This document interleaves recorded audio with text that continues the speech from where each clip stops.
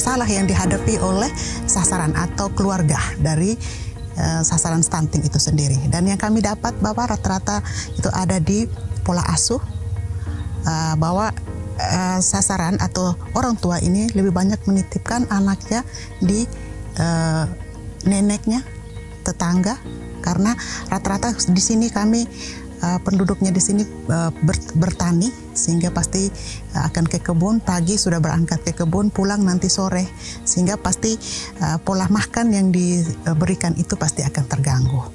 Kekurangan gizi itu tuh tergantung dari kita punya pola asuh makan itu. Kalau kita makanan tidak memperhatikan kepada anak, pasti anak itu tidak akan cepat untuk gizinya itu tuh untuk naik. Ditambah lagi dengan ketersediaan makanan juga, itu yang kadang kami temukan di lapangan. Meminta kepada ibu-ibu itu tuh supaya bisa ada tanaman pekarangan. Kalau dulu bilang toga itu obat keluarga, ya.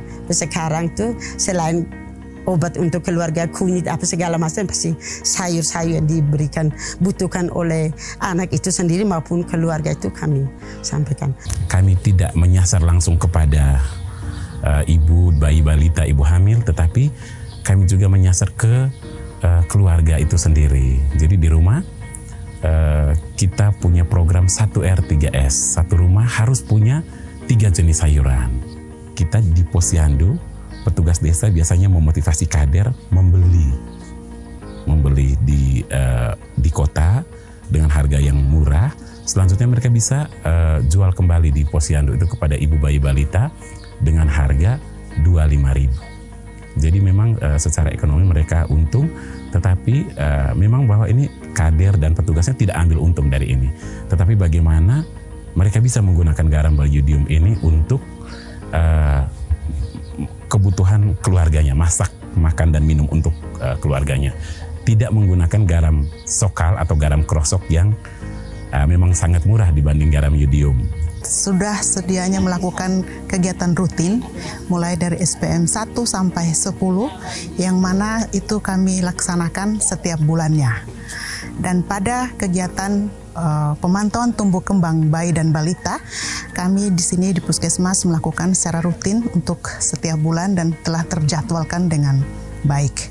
Kami sebagai kader itu sebelum kami ada kegiatan besoknya, 1 hari sebelum kami sudah sampaikan kepada masyarakat setempat itu untuk semua sasaran, baik ibu hamil, ibu menyusui, semua sasaran itu bayi balita itu besok ada kegiatan Posyandu. Yaitu inovasi Posyandu bersayap. Kedengarannya lucu, tetapi sebenarnya bukan Posyandunya yang punya sayap, tetapi bersayap ini mempunyai kepanjangan bersama ayah dan atau pengasuh pendampingnya. Nah, jadi kita punya program itu sederhana sebenarnya.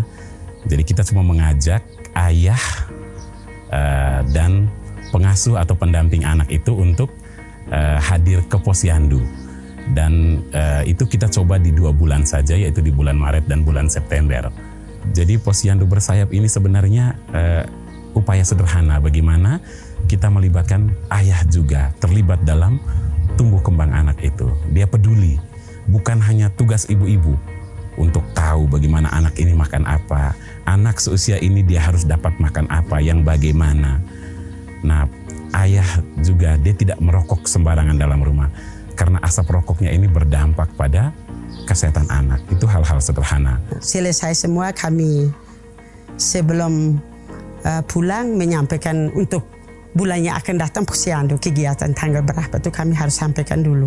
Mungkin ada penyuluh-penyuluh lain yang selain ibu bidan sampaikan, tapi kami ketika ada PMT kami sudah beri tugas untuk melaksanakan kegiatan PMT itu, tapi oleh mama-mama dari si sasaran bayi balita itu. Selain kegiatan Posyandu yang sudah kami rutin jalankan, itu kami juga melakukan kegiatan kunjungan rumah yang pada sasaran baduta stunting, dan itu kami melakukan kunjungannya itu secara rutin dengan baik setiap minggu, yang artinya bahwa kunjungan pertama kami berkunjung memberikan KIE sekaligus mengontrol perubahan atau perkembangannya, berat badannya, panjang badannya. Setelah itu kami evaluasi lagi di akhir minggu.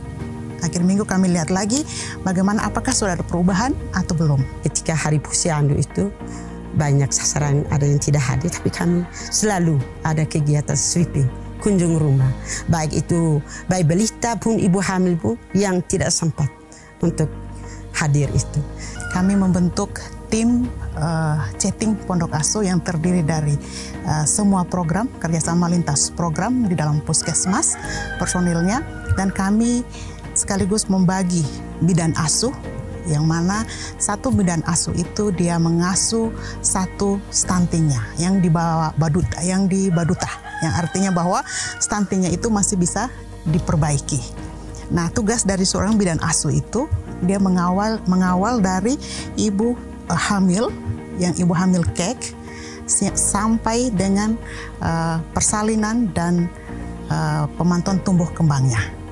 Nah, di dalam kegiatan posyandu, kalau posyandu remaja itu sendiri kan memang program dari kementerian, tapi kita menggagas lagi satu inovasi kecil, namanya Cerhat, cerita remaja sehat di situ. Jadi setelah mereka habis posyandu, sambil mereka menunggu teman-teman lainnya itu berproses penimbangan dan sebagainya, itu mereka berdiskusi. Jadi namanya Cerhat, cerita remaja sehat. Mereka akan bercerita tentang, saya ini sudah seperti ini, saya ini sudah seperti ini. Karena apa? Kita harapkan remaja mereka terpapar dengan informasi-informasi gizi, informasi-informasi kesehatan, kesehatan reproduksi pada umumnya. Sehingga mereka benar-benar siap dan remaja putri bisa nantinya menjadi ibu yang siap untuk melahirkan anak-anak yang tidak stunting. Itu kami melaksanakan kegiatan pemberian tablet tambah darah atau dengan Rematri yang kami jalankan di setiap sekolah-sekolah di Kecamatan Golewa, khususnya di wilayah kerja Puskesmas Goloda. Dan itu sudah terjadwalkan, kami melakukan pendekatan dan MOU dengan kepala sekolah bahwa setiap hari Jumat pagi kami dari teman-teman dari Puskesmas akan melakukan pembagian tablet tambah darah di sekolah. Kendala yang kami hadapi di lapangan, memang kami harus membutuhkan banyak waktu untuk berkunjung. Kadang kami turun ke lapangan, mereka sudah ke kebun, karena kami menyesuaikan dengan jadwal dinasnya kami.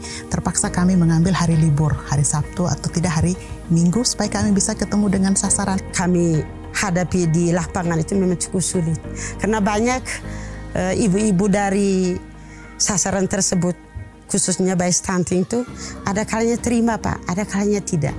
Ya, apa yang kita sampaikan terkecuali kita tuh berulang-ulang menyampaikan kepada mereka. Jadi untuk di kami Kecamatan Golewa itu selama ini dari tahun 2022 itu 46 itu Kecamatan Golewa. Tapi kalau kami untuk Desa Malanusa di sini sekarang itu 6. Tetapi pada bulan Februari kemarin 2-nya sudah lolos. Artinya sudah tidak ada stunting, tidak stunting lagi. Angka stunting kita memang awal-awal kita uji coba itu dia turun sekali angka stuntingnya sampai dari 10 ke 4. Tapi pada tahun kemarin itu pada masa pandemi, awal-awal pandemi ada beberapa bulan ada 1-2 bulan yang sempat kita tidak gencar di posyandu, itu angkanya naik. Tapi puji Tuhan di pengukuran Februari kemarin, Februari 2022 itu, angka itu berhasil kita tekan kembali. Namun kami bersyukur bahwa dari 6 yang stunting baduta tadi Pak, 2 sudah teratasi, dan itu pengalaman kami hanya sebatas di KIE dan merubah pola asuh.